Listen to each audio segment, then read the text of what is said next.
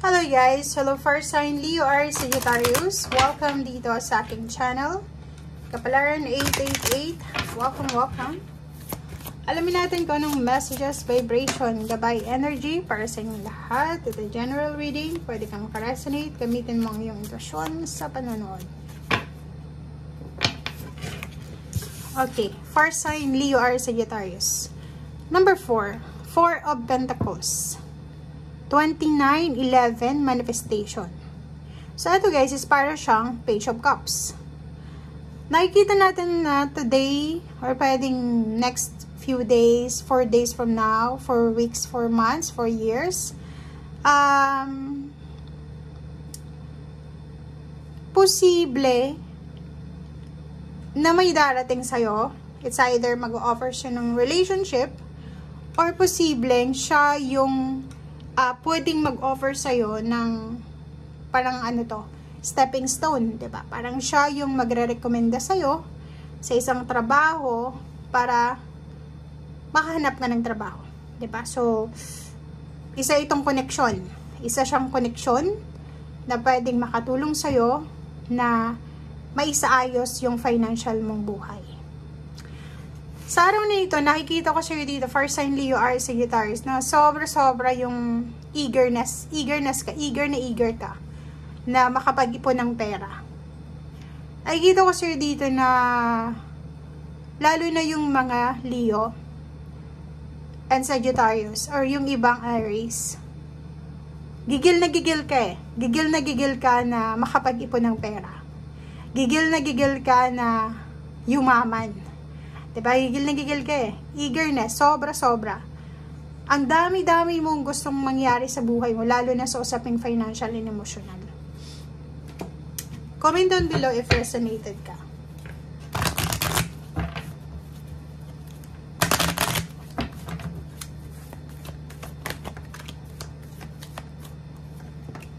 Okay. First sign Leo or Sagittarius. 26/8/31 child. So, kung makikita mo dito, posibleng ikaw ay nag-i-expect ka ng good fortune, lalo na galing sa iyong anak.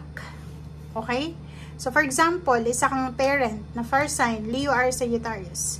Ini-expect mo na etong anak mo na to, or pwedeng pamangkin, apo, basta mga batang individual siya, mas bata sa'yo, ay pwede ka nilang maiahon sa kahirapan.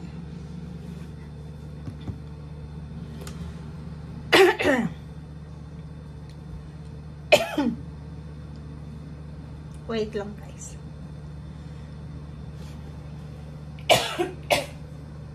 Nasamid ako. Okay, so etong great fortune na to is money siya. So, nag-wish ka or nag-i-expect. So, nag-i-expect ka dito na posibleng yung anak mo, kung may anak ka, kung wala ka namang anak, yung pamangkin mo,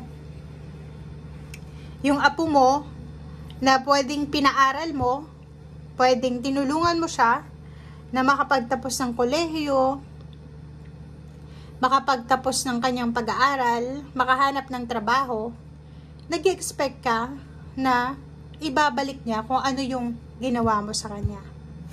Ito din, 31, posibleng makatanggap ka ng balita tungkol sa yung magulang. Like for example, may matanda na yung magulang mo, may lolo ka, lola, or kakilala na medyo may edad na sila, na pwedeng nagkasakit sila, or pwedeng masama ang pakiramdam nila. Okay? So, comment down below if resonated ka dyan.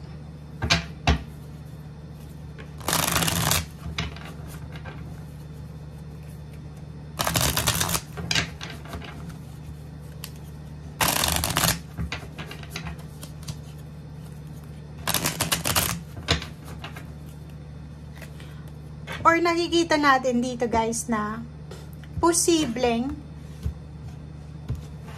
naniniwala ka na swerte yung anak mo, swerte itong batang ito sa buhay mo.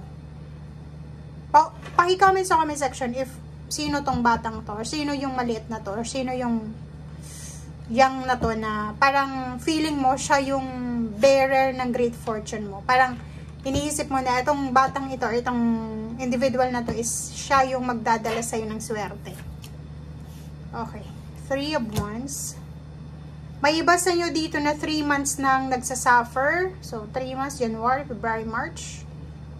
Or pwedeng 5 months, 6 months. Na nagsasuffer kayo financially. Marami kang mga problema financial, marami kang utang, marami kang mga kailangan na isettle ng mga bills. And until now, naghihintay ka pa rin kung kailan ba ito matatapos yung problemang ito sa pera. Yung iba din sa inyo dito, matagal na kayong naghihintay eh. It's either 1 year na, half a year na, naghihintay ka na pwedeng may nakaaway ka, meron kang nakasamaan ng loob, or pwedeng may ginawan ka ng hindi maganda, and nag-i-expect ka na siya yung unang lalapit sa'yo para makipagbati. But until now, you're still waiting, diba? So, walang, pagod ka na. Ay, kita natin dito, pagod ka na sa paghihintay. Parang feeling mo wala kang choice eh, kundi maghintay. It's either karelasyon mo yan. Like, naghiwalay kayo ng karelasyon mo. So, parang, hindi ka sinusuyo. Mga 3 months na, 3 days na. Pwedeng 7 months na. Parang ganun. Feeling mo, kailangan mo maghintay. Pero ngayon, pagod na pagod ka na eh. Pagod ka na sa paghihintay.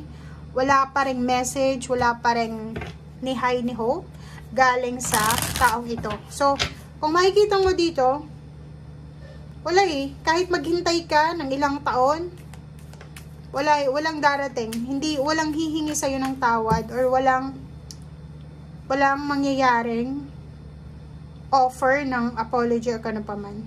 Okay? So, make sure na ikaw ay walang kasalanan, kasi baka naghihintay ka lang sa wala, baka ikaw yung kailangan humingi ng tawad. Okay, next is Page of Pentacles. Ganon din pera. If ever nag-i-expect ka na may mag-share sa'yo ng blessings financial, may tumulong sa'yo financial, or pwedeng nakikita natin, naghihintay ka ng trabaho siguro. So, pwedeng naghihintay ka ng trabaho, or posibleng naghihintay ka na may magbayad sa'yo ng utang, or pwedeng may mag-offer sa'yo ng financial help. Until now, naghihintay ka pa rin. Trabaho, diba? So, yun. Nakikita ko sa'yo dito, may iba din sa inyo, Fire sign Leo, Aries, Sagittarius.